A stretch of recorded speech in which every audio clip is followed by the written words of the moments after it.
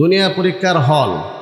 আমরা সবাই শান্তি চাই, আমরা সবাই সঠিক পথে পরিচালিত হতে চাই, আমরা সবাই সম্মিলিতভাবে 5 ওয়াক্ত নামাজে প্রতিদিন প্রতি রাকাতে আল্লাহ তাআলার কাছে যেই বিষয়টি আমরা নিবেদন করি, কামনা করি, আশা করি, দরখাস্ত পেশ করি, প্রস্তাব পেশ করি, সেই বিষয়টি হচ্ছে ইহদিনাস সিরাতাল মুস্তাকিম সিরাতাল লাযীনা আন'আমতা আলাইহিম গায়রিল মাগদুবি আলাইহিম ওয়ালাদ-দাল্লিন আমিন।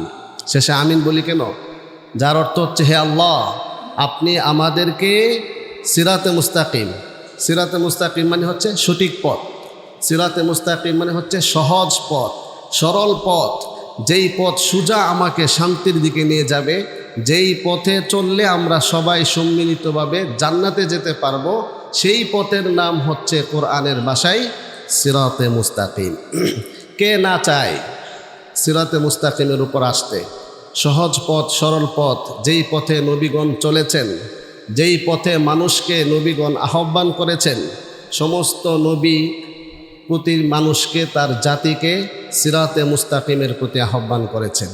এমন একটি সহজ পথ, সরল পথ, শান্তির পথ, সেই পথে পরিচালিত হওয়ার জন্য আমরা সবসময় আল্লাহ তাআলার কাছে নিবেদন করি, দরখাস্ত পেশ করি। সেই পথে চলতে গেলে গুনাহমুক্ত জীবন ছাড়া এই পথে আসা যায় না। এই জন্য আমরা চাই গুনাহ থেকে বাঁচতে, তারপরও গুনাহ হয়ে যায়। আমরা সবাই চাই, এমন ইচ্ছা, এরাদা, নিয়ত, চেষ্টা, প্রচেষ্টা, মেহনত, পরিশ্রম, লক্ষ্য আমাদের সবার এক, যে আমরা গুনাহমুক্ত জীবন চাই। পৃথিবীর এমন কোনো একজন মুসলিম খুঁজে পাওয়া যাবে যে গুনাহমুক্ত জীবন চায় না। সবাই চায় যে আমরা গুনাহ করব না, গুনাহমুক্ত জীবন চাই। কিন্তু তারপরেও নফসের প্ররোচনায়, শয়তানের কুমন্ত্রণায়, শয়তানের ধোঁকায়, পরীক্ষার হলে বেখেয়ালে ভুলে গিয়ে তারপরও আবার গুনাহ হয়ে যায়। এই জন্য আমরা গুনাহ থেকে কিভাবে বাঁচতে পারি, এই ব্যাপারে আল্লাহ পাক রব্বুল আলামিন আমাদেরকে মহাগ্রন্থ আল কোরআনুল কারীমে কি নির্দেশনা দিয়েছেন, দিক নির্দেশনা দিয়েছেন, গাইডলাইন দিয়েছেন, প্রেসক্রিপশন হিসাবে উল্লেখ করেছেন, তা আমরা জানতে চাই। এজন্য আমরা দীর্ঘদিন যাবৎ যে গুনাহের আলোচনা করেছি, গুনাহ প্রথমত 2 প্রকার: সগীরা গুনাহ, কবিরা গুনাহ, হাতের গুনাহ, চোখের গুনাহ, জবানের গুনাহ, পায়ের গুনাহ, শরীরের বিভিন্ন অঙ্গ প্রত্যঙ্গের মাধ্যমে সংগঠিত অপরাধ সমূহের তালিকা আমরা শুনেছি, যেখানে আল্লাহ পাক রব্বুল আলামিন আদেশ করেছেন, ওয়াযারু যাহিরাল ইসমি ওয়া বাতিনা, তোমরা বাহ্যিক গুনাহ, অভ্যন্তরীণ গুনাহ, প্রকাশ্য গুনাহ, গোপনীয় গুনাহ তোমরা বর্জন করো। বলেন, এটা কার নির্দেশ? আল্লাহ তাআলার নির্দেশ। যেখানে আল্লাহ তাআলা বলছেন, তোমরা জাহিরি গুনাহ, বাতিনি গুনাহ। জাহিরি গুনাহ হচ্ছে যা প্রকাশ্য, মানে অঙ্গ প্রত্যঙ্গ দ্বারা যে সকল অপরাধ করা হয়, এটাকে বাহ্যিক গুনাহ বলা হয়, জাহিরি গুনাহ। বাতিনুল ইসম, অভ্যন্তরীণ অপরাধ, বাতিনি গুনাহ, সেটা হচ্ছে অন্তর দ্বারা, দিল দ্বারা যে সকল অপরাধ সংগঠিত হয়, যা চিন্তাগত, অভ্যন্তরীণ, যা উপলব্ধির সাথে সম্পৃক্ত, যা অনুভূতির সাথে সম্পৃক্ত অপরাধ, সেগুলাকে বলা হয় বাতিনি গুনাহ।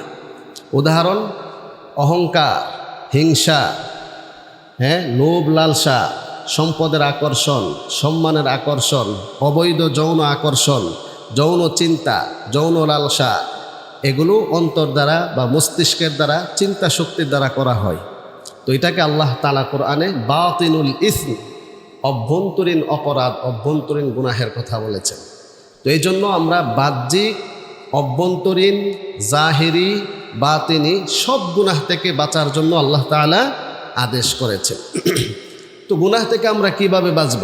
যেখানে আল্লাহ পাক রব্বুল আলামিন সৃষ্টিগতভাবে প্রতিটি মানুষকে দিয়েছেন একটি নফস, একটি হাওয়া, একটি প্রবৃত্তি, মন্দ চর্চা করার এক বিশেষ যোগ্যতা আল্লাহ তাআলা একমাত্র মানব জাতি এবং জিন জাতিকে দিয়েছেন।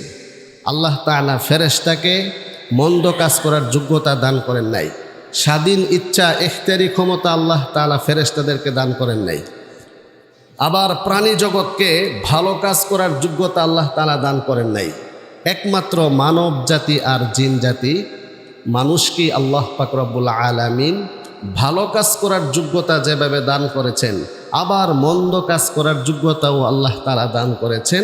এজন্যেই মানুষ হলো আশরাফুল মাখলুকাত, মানুষ হলো সৃষ্টির শ্রেষ্ঠ। গুনাহের মজা বুঝার পরেও আল্লাহ তাআলার ভয়ে গুনাহ থেকে বিরত থাকাটাই হচ্ছে শ্রেষ্ঠত্বের প্রমাণ। তো এই জন্য আমরা গুনাহ থেকে কিভাবে বাঁচব? তার এক নাম্বার, গুনাহ থেকে বাঁচার এক নাম্বার কর্মসূচি হলো আল হিম্মাতুল উলিয়া, সব ইচ্ছা, হিম্মত করা, নিয়ত করা, দৃঢ় প্রতিজ্ঞা আর দৃঢ় ইচ্ছাই হচ্ছে গুনাহ থেকে বাঁচার এক নাম্বার মাধ্যম। বলেন, গুনাহ থেকে বাঁচার জন্য এক নাম্বার কি করতে হবে? ইচ্ছা পোষণ করতে হবে, হিম্মত করতে হবে, চেষ্টা করতে হবে, মুজাহাদা করতে হবে, নিজের একটা প্রবল ইচ্ছা লাগবে। মানুষ ইচ্ছা করলে পারে না এমন কাজ খুব কমই আছে। আর যেখানে আল্লাহ তাআলা সৃষ্টি করে দুনিয়াতে পাঠিয়েছেন, আল্লাহ তাআলা ওয়াদা করেছেন, প্রতিশ্রুতি দিয়েছেন, ওয়াল্লাযীনা জাহাদু ফীনা লানাহদিয়ান্নাহুম সুবুলানা ওয়া ইন্নাল্লাহা লামাআল মুহসিনিন। নিশ্চয়ই যারা চেষ্টা করবে, পরিশ্রম করবে, সাধনা করবে, নফসের বিরুদ্ধে যারা মুজাহাদা করবে, জিহাদ করবে, লড়াই করবে, আল্লাহ তাআলা ওয়াদা ডাবল শব্দ ব্যবহার করেছেন। নিশ্চয়তার শব্দ দুইটা গ্রামাটিক্যাল। লানাহদিয়ান্নাহুম, অবশ্যই অবশ্যই আমি তাকে সঠিক পথে পরিচালিত করব। সুবহানাল্লাহ। বলেন, এই প্রতিশ্রুতি কে দিয়েছেন? আর আল্লাহ পাক রব্বুল আলামিন ইন্নাল্লাহা লা ইউখলিফুল মিআদ, নিশ্চয়ই আল্লাহ তাআলা প্রতিশ্রুতি ভঙ্গ করেন না। মানুষ শয়তানের দুকায় পড়ে ওয়াদা খেলাফি করতে পারে, মানুষ শয়তানের দুকায় নফসের কুমন্ত্রণায় সে প্রতিশ্রুতির ভঙ্গ করে ফেলতে পারে, বিশ্বাসঘাতকতা করতে পারে, কিন্তু আল্লাহ তাআলা মহান। তিনি যে ওয়াদা করেছেন বিন্দু মাত্র সেই ওয়াদার বরখেলাফ তিনি করবেন না। একথা আমরা 100% ইয়াকিন, 100% বিশ্বাস আমরা করি, এটা আমাদের ঈমান। যেখানে আল্লাহ তাআলা ওয়াদা করেছেন, কিসের ওয়াদা করেছেন? যারা মুজাহাদা করবে। মুজাহাদার শাব্দিক অর্থ হচ্ছে মাশাক্কা, কষ্ট, পরিশ্রম, চেষ্টা, সাধনা। এর একটি পারিভাষিক অর্থ আছে, কোরআনিক একটি পারিভাষিক অর্থ আছে। কোরআনিক পারিভাষিক অর্থ হচ্ছে মুখালাফাতুল হাওয়া, নফসের বিরোধিতা, মনের বিরোধিতা করাই হচ্ছে কোরআনিক পরিভাষা মুজাহাদা। মনে যা চায়, মনে চায় খারাপ কাজ করতে, মনে চায় গুনাহের কাজ করতে, কিন্তু তার বিরুদ্ধে অবস্থান নেওয়াটাকেই কোরআনের ভাষায় কি বলা হয়েছে? মুজাহাদা, জিহাদ, এটা লড়াই। বলেন, এ লড়াই কার বিরুদ্ধে? নফসের বিরুদ্ধে। এ লড়াই শয়তানের বিরুদ্ধে। শয়তান আর নফসের বিরুদ্ধে লড়াই করলে সাহায্য করবেন কে? আল্লাহ তাআলা। এটা আল্লাহ তাআলার ওয়াদা। তাহলে বলেন তো, গুনাহ থেকে বাঁচার জন্যে এক নাম্বার কর্মসূচি কি? হিম্মত, প্রতিজ্ঞা, দৃঢ় ইচ্ছা, সৎ ইচ্ছা। তা আমরা কি এরকম নিয়ত করতে পারি?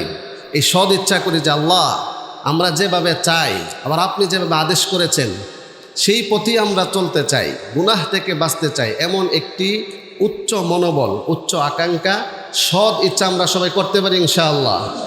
আল্লাহ তাআলা আমাদের সবাইকে সর্বোচ্চ চেষ্টা করার, গুনাহ থেকে বাঁচার সর্বোচ্চ চেষ্টা করার তৌফিক দান করুন, আমিন।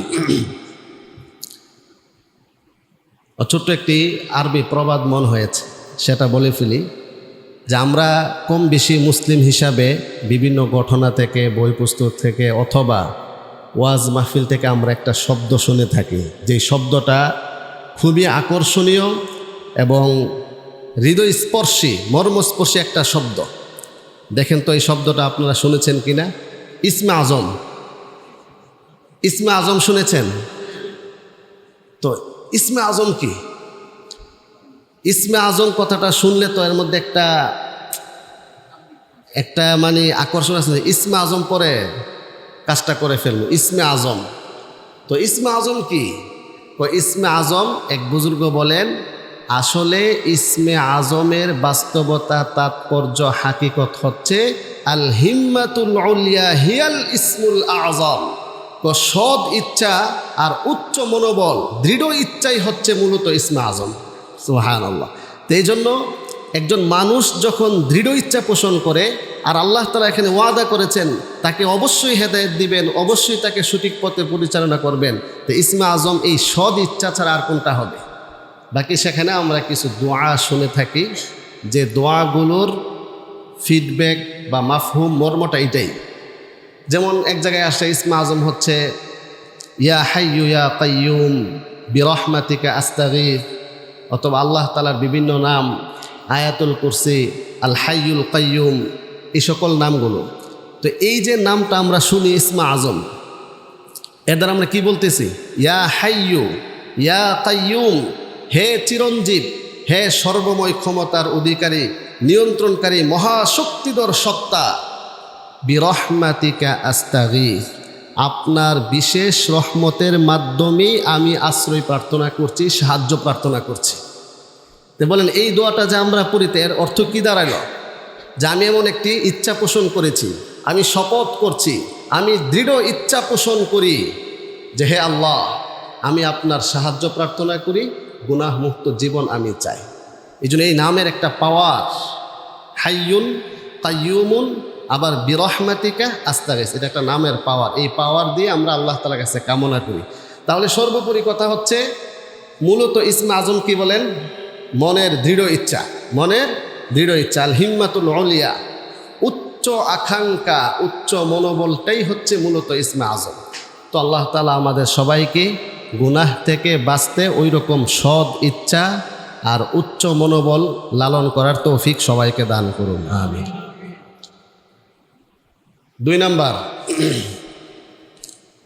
2 নাম্বার হচ্ছে, যেটা আমরা সবাই জানি, কোরআন হাদিসে অসংখ্যবার, অগণিতবার, বারবার পুনরাবৃত্তি করে এই কথাটার আহ্বান করেছেন, যার কোনো বিকল্প নাই। সেটা হচ্ছে আদ-দুআ, আল্লাহ তাআলার কাছে দোয়া করা, আল্লাহ তাআলার কাছে কায় মনোবাক্যে চাওয়া। এটা গুনাহ থেকে বাঁচার একটা বিশেষ মাধ্যম। যদি না আল্লাহ তাআলার সাহায্য থাকে, আল্লাহ তাআলা যদি বিশেষ রহমতের দ্বারা দয়া না করেন, মানুষ তার ইচ্ছা দিয়ে গুনাহ থেকে বাঁচতে পারবে না। এজন্য হাদিস শরীফের মধ্যে আসছে, মান লাম ইয়াসআলিল্লাহ ইয়াগদাব আলাইহি, যে ব্যক্তি আল্লাহ তাআলার কাছে দোয়া করে না, আল্লাহ তাআলার কাছে চাই না, তো আল্লাহ পাক রব্বুল আলামিন তার উপর অসন্তুষ্ট হন, রাগান্বিত হন, ক্রোধান্বিত হন। বলেন নাউযুবিল্লাহি মিন যালিক। পৃথিবীতে এমন একজন সত্তা, যার কাছে চাইলে তিনি খুশি হন। একবার নয়, বারবার, শতবার, হাজারবার যদি আপনি চান, আল্লাহ তাআলা বিরক্ত হবেন, আল্লাহ তাআলা সন্তুষ্ট হবেন। এই জন্য হাদিসের মধ্যে আসছে আদ-দুআউ হিয়াল ইবাদাহ, দোয়াই হচ্ছে মূলত ইবাদত। ইবাদতের মূল কথা, ইবাদতের সারমর্ম হচ্ছে দোয়া। অন্য জায়গায় রাসূল বলেন আদ-দুআউ মুখুল ইবাদা, দোয়া হচ্ছে ইবাদতের মগজ। বলেন ইবাদতের মগজ কি? দোয়া। মগজবিহীন, ব্রেইনবিহীন একটা মানুষের ব্রেইন নষ্ট হয়ে গেলে তার জীবনে আর কি থাকে? সব কিছুই নষ্ট। একজন মানুষের বডির মধ্যে যেমন ব্রেন একটি হচ্ছে কেন্দ্র, যেখান থেকে সব কিছু পরিচালিত হয়, ও ঠিক এরকমভাবে সমস্ত ইবাদতের একটা মগজ, প্রাণ, মূল কেন্দ্র বিন্দু হচ্ছে দোয়া। কি দোয়া করব, কিভাবে দোয়া করব, এ সম্পর্কে লম্বা কথা, লম্বা আলোচনা। এ ব্যাপারে অনেক হাদিস রয়েছে, অনেক হাদিস রয়েছে দোয়ার বিষয়ে, অনেক লম্বা সময়ের প্রয়োজন। তবে দোয়াই হচ্ছে একমাত্র ইবাদত যেখানে লোক দেখানো, কৃত্রিমতা বা তাকাল্লুফি চলে। দোয়া ছাড়া আর কোনো ইবাদত, কৃত্রিমতা চলে না, অভিনয়, নাটক, অভিনয় চলে না। দোয়াই একমাত্র ইবাদত যেখানে আপনি কান্না আসে না, কিন্তু কান্নার অভিনয় করতে পারবেন। কান্নার অভিনয় করার জন্য রাসূল বলেছেন, দোয়া করলে দোয়ার মধ্যে অভিনয় করা যায়, কান্নার ভান করা যায়, এবং কান্নার ভান করার জন্য রাসূল নির্দেশনা দিয়েছে। এটা একটা গুরুত্বপূর্ণ প্রশ্ন। বলেন ইসলামী শরীয়তে এমন কি ইবাদত আছে যে ইবাদতের মধ্যে অভিনয় করা যায়, যে ইবাদতের মধ্যে তাকাল্লুফি বা কৃত্রিমতার ভাব নেওয়া যায়? সেই ইবাদতের নাম কি? দোয়া। আর দোয়াউ, তো এই জন্য দোয়া আমরা সবসময় করব। এক্ষেত্রে একটি গুরুত্বপূর্ণ হাদিস আমরা সবাই শুনি, সবাই মনোযোগ দিয়ে শুনি। মাইকের আওয়াজ যত দূর পর্যন্ত যাচ্ছে, বহু মানুষ আমাদের কাছে এই অভিযোগ করেন যে হুজুর কত দোয়া করি, কই দোয়া তো কবুল হচ্ছে না। হুজুর খতম পড়লাম, মাদ্রাসায় কোরআন খতম পড়াইলাম, খতমে ইউনুস পড়াইলাম, খতমে জালালি পড়াইলাম, কবিরাজের কাছে গেলাম, তদবির করলাম, হ্যাঁ মসজিদে দান করলাম, ইতিমখানায় খাসি দিলাম, কই তারপরও তো আমার দোয়া কবুল হইল না। বলেন এমন একটা অভিযোগ কি একজনের না অনেকের? এবার এই প্রশ্নের, এই অভিযোগের সমাধান হবে একখানা হাদিস শুনবেন এই হাদিস, সবাই মনোযোগ দেন, এদিকে তাকান। সে হাদিস হচ্ছে আবু সাঈদ আল খুদরি রাদিয়াল্লাহু তাআলা আনহু, একজন বিশ্ববিখ্যাত সাহাবী ছিলেন, কম বেশি আমরা সবাই নাম শুনেছি। আবু সাঈদ আল খুদরি রাদিয়াল্লাহু তাআলা আনহু থেকে বর্ণিত, তিনি বলেন মা মিন মুসলিমিন ইয়াদউ লাইসা বিইসমিন ওয়ালা বিকাতিআতি রাহমিন ইল্লা আ'তাহা ইহদা সালাসিন। হাদিস লম্বা হাদিস, আমি সংক্ষিপ্তভাবে মর্মটা বলে ফেলি। দোয়া কবুল হয় তিনভাবে। বলেন দোয়া কবুল হয় কয়ভাবে? তিনভাবে। রাসূল এই বর্ণনা দিয়েছেন যে দোয়া কবুল হয় তিনভাবে। কি? এক নাম্বার, ইম্মা আন ইউআজ্জিলা লাহু দাওয়াতাহু, বান্দা যখন আল্লাহ তাআলার কাছে দোয়া করে যেটা চাই, সরাসরি আল্লাহ তাআলা দ্রুত তাকে সেটা দিয়ে ফেলেন। আর এটাই আমরা বুঝি দোয়া কবুল হওয়া, যে আল্লাহ আমার দোয়া কবুল করছে। আল্লাহ আমি চাইছিলাম একটা সন্তান, দীর্ঘ 15 বছর পর্যন্ত আল্লাহ তাআলার কাছে একটা সন্তান চাচ্ছি, 5 বছর পর্যন্ত একটা সন্তান চাচ্ছি, আল্লাহ আমাকে একটা সন্তান দিয়েছেন। তো তিনি বুঝেন যে আমার দোয়াটা কবুল হয়েছে। আমার ব্যবসা লস হচ্ছিল, আমি আল্লাহ তাআলার কাছে দোয়া করেছি, আমার ব্যবসা এখন লাভবান, হ্যাঁ আমার দোয়া কবুল হয়েছে, এটা আমরা বুঝি। তো দোয়া কবুলের 1 নাম্বার পদ্ধতি হচ্ছে যা চাবে সেটা নগদ পাবে, দ্রুত কবুল হবে এটা। 2 নাম্বার হাদিসে রাসূল বলেন ওয়া ইম্মা আইয়াদাখিরাহা লাহু ফিল আখিরাহ, ও দোয়া কবুলের দ্বিতীয় আরেকটি সিস্টেম হচ্ছে বান্দা যে দোয়াটা করেছে এটা দুনিয়াতে তাকে না দিয়ে পরকালে আল্লাহ তাআলা রেখে দেন। আচ্ছা, এবার এমন এক সময় আসবে, হাসর নাসর কায়েম হবে, হিসাব নিকাশ শুরু হয়ে যাবে, হাসরের ভয়াবহ কঠিন পরিস্থিতির সময় মানুষ যখন হাহাকার থাকবে, সবাই যখন নিজেকে নিয়ে ব্যস্ত থাকবে, সবাই যখন ইয়া নাফসি বলতে থাকবে, হিসাব নিকাশের সময় ঠিক ওই মুহূর্তে বান্দাকে এমন কিছু পুরস্কার দেওয়া হবে, সে সেটা দেখে হতভম্ব হয়ে যাবে, আশ্চর্যান্বিত হয়ে বলবে হে আল্লাহ, এই পুরস্কার আমার কোন আমলের বিনিময়ে? আমি তো এমন কোনো আমল করি নাই যে আমলের কারণে এত বড় পুরস্কার আমি পেতে পারি। এবার আল্লাহ তাআলা বলবেন হে বান্দা, তুমি দুনিয়ার থাকতে বিপদগ্রস্ত ছিলে, তুমি একটা বিষয় একবার নয় বারবার আমার কাছে দোয়া করেছিলে, কিন্তু আমি তোমাকে পরীক্ষার হল সেই দোয়াটা কবুল না করে এই আখিরাতে এই পুরস্কারের জন্য রেখে দিয়েছিলাম। সুবহানাল্লাহ। এবার বান্দা আফসোস করে বলবেন হে আল্লাহ, আমি দুনিয়াতে যতগুলো দোয়া করেছিলাম প্রত্যেকটা দোয়া যদি দুনিয়াতে তুমি কবুল না করে পরকালে আমাকে এই পুরস্কারগুলো দিতে, তাহলে কতই না ভালো হইতো। তাহলে এটা হচ্ছে 2 নাম্বার পদ্ধতি। দোয়া কবুলের 3 নাম্বার পদ্ধতি রাসূল হাদিসে বলেন ওয়া ইম্মা আন ইয়াদফা আনহু মিনাস সু, বান্দা দোয়া করার মাধ্যমে সে যা চেয়েছে নগদ সেটা না দিয়ে আল্লাহ তাআলা এই দোয়ার কারণে তার বড় একটা বিপদ সরিয়ে দেন, বড় একটা অকল্যাণ তার জন্য ছিল, কিন্তু সেটা আল্লাহ তাআলা কুদরতিভাবে সরিয়ে দেন। এটাও একটা দোয়া কবুলের মাধ্যম। সুবহানাল্লাহ। তো বলেন তো দোয়া কবুল হয় কি একভাবে না 3 ভাবে? আমরা বুঝি তো একটা, যা চাইছি তা পেয়ে ফেলে। তাহলে এই হাদিস দ্বারা একটা সুস্পষ্ট একটা বিষয় প্রমাণিত, সেটা হচ্ছে দোয়া করলে লস নাই। দোয়া এমন একটি ইবাদত, আপনি দোয়া করবেন এটা লস হবে না, কোনো না কোনোভাবে আল্লাহ তাআলা অবশ্যই উপকার করবেন। সেটা চাই নগদ দ্রুত হয়ে যেতে পারে, না হয় সেটা পরকালে তার পুরস্কার দিবেন, না হয় এই দোয়ার মাধ্যমে আল্লাহ তাআলা বড় একটা বিপদ আল্লাহ তাআলা সরিয়ে দিবেন। তাহলে বলেন এবার প্রথম যেই অভিযোগটা ছিল যে হুজুর এত দোয়া করতেছি কবুল হয় না, তা আসলে কি দোয়া কবুল হয় না নাকি কবুল হয়? তো একথার ইয়াকিন অন্তরে বিশ্বাস থাকতে হবে। এই ব্যাপারে আল্লাহ পাক রব্বুল আলামিন এখানে আয়াত স্মরণ হয়েছে যে সূরাতুল বাকারা আল্লাহ পাক রব্বুল আলামিন বলেন সূরাতুল বাকারা 186 নম্বর আয়াত, খুব মনোযোগ। কোরআন সন্দেহ মুক্ত গ্রন্থ। আল্লাহ তাআলা কি গাইডলাইন দিয়েছেন? আল্লাহ তাআলা বলেন وَإِذَا سَأَلَكَ عِبَادِي عَنِّي فَإِنِّي قَرِيبٌ أُجِيبُ دَعْوَةَ الدَّاعِ إِذَا دَعَانِ فَلْيَسْتَجِيبُوا لِي وَلْيُؤْمِنُوا بِي لَعَلَّهُمْ يَرْشُدُونَ। আর যখন আমার বান্দা আমার নিকট চায়, কামনা করে, দোয়া করে, আমি তার খুব কাছে নিকটেই থাকি। উজিবু, আমি জবাব দেই, আমি সাড়া দেই। দাওয়াতাদ দাঈ, কোনো দাঈ দোয়াকারী ব্যক্তি যখন দোয়া করে, ইদা দাআনি, আমার নিকট, ফালইস্তাজিবু লি, অবশ্যই অবশ্যই আল্লাহ তাআলা সাড়া দিবেন। সে যেন দোয়া কবুলের আশাই দোয়া করে। দেখেন আল্লাহ বলছেন দোয়াটা কবুল হবে এই আশা নিয়ে যেন সে দোয়া করে। তা আমার তো এক কথার ইয়াকিন থাকতে হবে যে অবশ্যই অবশ্যই আমার দোয়া আল্লাহ তাআলা কবুল করবেন। হয়তো নগদ, না হলে বাকি, না হলে বিপদ সরানো করবেন। ওয়াল ইউমিনু বি, সে যেন আমার প্রতি ঈমান রাখে, বিশ্বাস রাখে, এক কথার ইয়াকিন রাখে। লাআল্লাহুম ইয়ারশুদুন, অবশ্যই অবশ্যই আল্লাহ তাআলা তাকে সঠিক পথে পরিচালিত করবেন। বলেন তাহলে দোয়ার একটি বিশেষ আদব কুরআনিক ইনফরমেশনের মাধ্যমে আমরা জানতে পারি, সেটা হচ্ছে দোয়া করতে হবে ইয়াকিনের সাথে, দোয়া করতে হবে এই বিশ্বাসের সাথে যে হ্যাঁ অবশ্যই আল্লাহ তাআলা আমার দোয়া কবুল করবেন।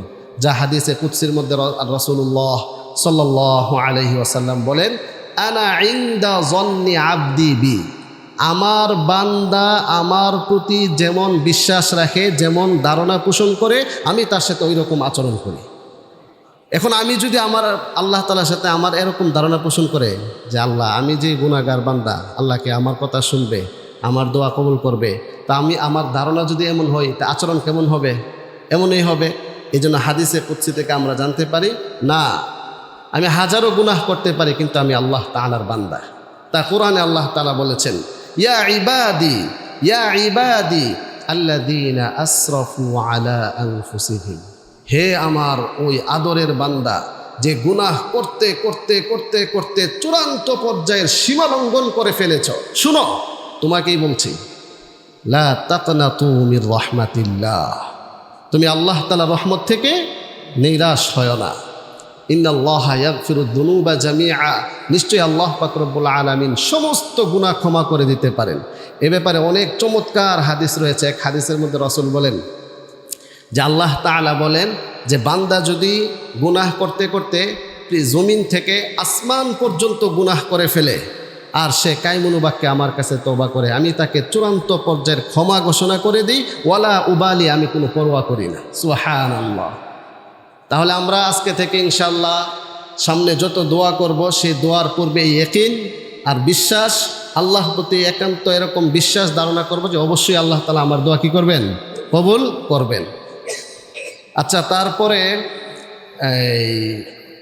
এই গুনাহ থেকে বেঁচে থাকার একটি মাধ্যম আমরা বললাম হিম্মত, সদিচ্ছা। 2 নম্বর হচ্ছে কি? দোয়া করা। 3 নম্বর হচ্ছে তাওবা, ইস্তিগফার করা। সময় খুবই অল্প।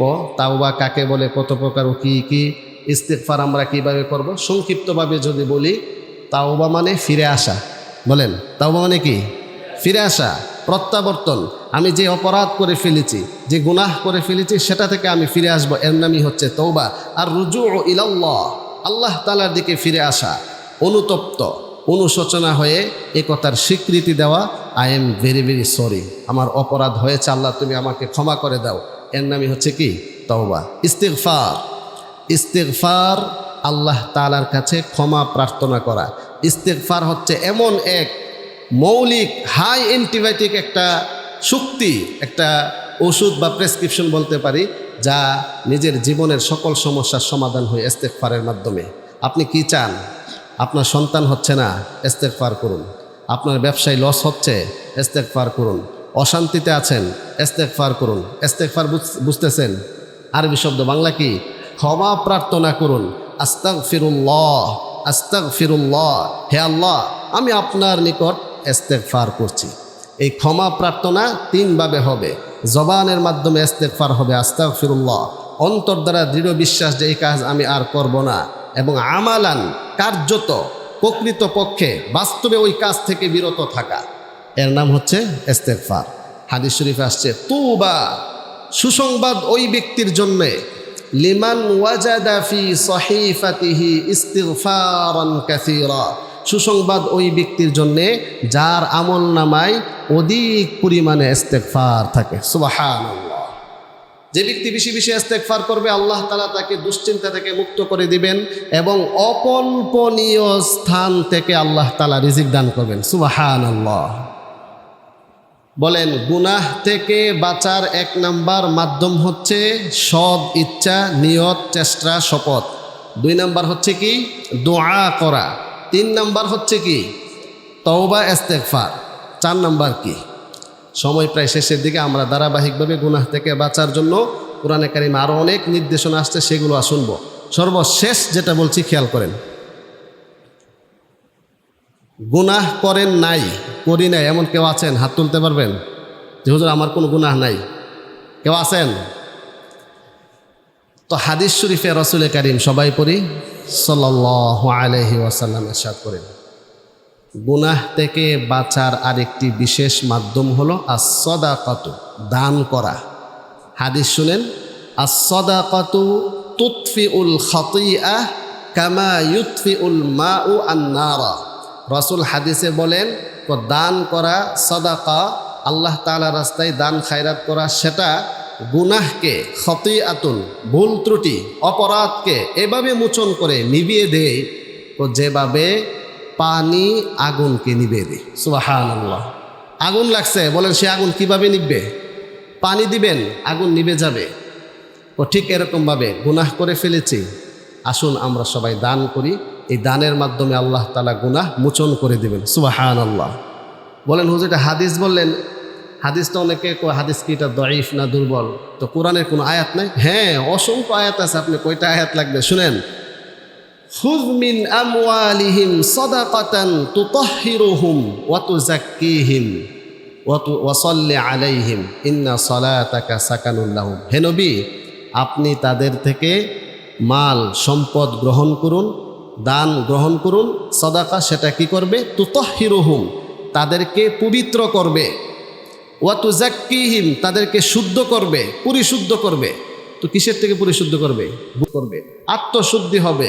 অতএব আসুন এমন একটি বিষয়, যে বিষয়ে আল্লাহ পাক রব্বুল আলামিন কোরআনে কারিমে বারবার বলেছেন। অনেকগুলো আয়াত আছে, এর মধ্যে একটি আয়াত আল্লাহ তাআলা কোরআনে কারিমে দৃষ্টান্ত পেশ করেছেন। আপনাদের কি মনে আছে আমি একবার পূর্ণ কোরআনে কারিম, পূর্ণ 30 পারার একেবারে সারমর্ম 5টা শিরোনামে বলেছিলাম।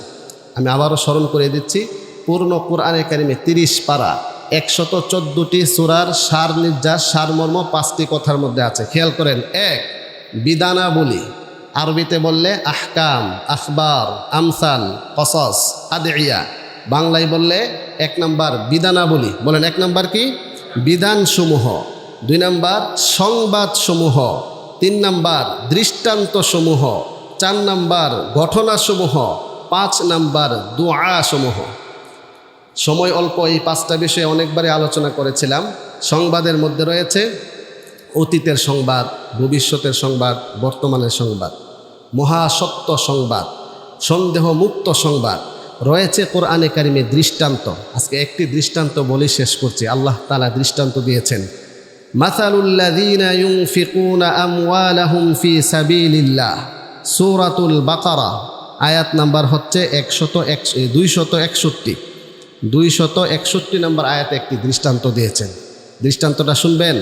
দৃষ্টান্ত হলো, যারা আল্লাহ তাআলার রাস্তায় দান করে তাদের দৃষ্টান্ত। এই দানের দৃষ্টান্তটা হচ্ছে কামাসালি হাব্বাতিন আম্বাতাত সাবআ সানাবিলা ফি কুল্লি সুমবুলিহা সাবআ সানাবিলা ফি কুল্লি সুমবুলাতিন মিআতু হাব্বা। হাব্বাতুন মানে হচ্ছে শস্য, দানা, বীজ। বীজ, ওই বীজের দৃষ্টান্তের মতো, যেই বীজ বপন করলে একটা বীজ থেকে 7টা শীষ হয়। শীষ, সাবআ সানাবিল, দানের শীষ, 7টা শীষ হয়। ফি কুল্লি সুমবুলাতিন, প্রত্যেকটা শীষের মধ্যে 100 দানা থাকে। আচ্ছা, এই উদাহরণটা কি বুঝতে পেরেছেন? মানে টাকা আপনি দান করলেন, এটা একটা বীজ বপন করলেন, যেই বীজটা থেকে 7টা শীষ হবে, আর প্রতিটা শীষের মধ্যে কয়টা দানা থাকবে? 100 দানা। তার মানে আপনি 1 টাকা দান করবেন, 700 টাকা দান করার সওয়াব পাবেন। সুবহানাল্লাহ। বলেন এটা কি কোনো হাদিস বললাম না কোরআন থেকে বললাম? কোরআন থেকে বলেন তো কত নম্বর সূরা? সূরাতুল বাকারা 2 নম্বর সূরা, আয়াত নাম্বার কত বলেন তো? 261 নম্বর আয়াত আল্লাহ তাআলা ঘোষণা দিয়েছেন।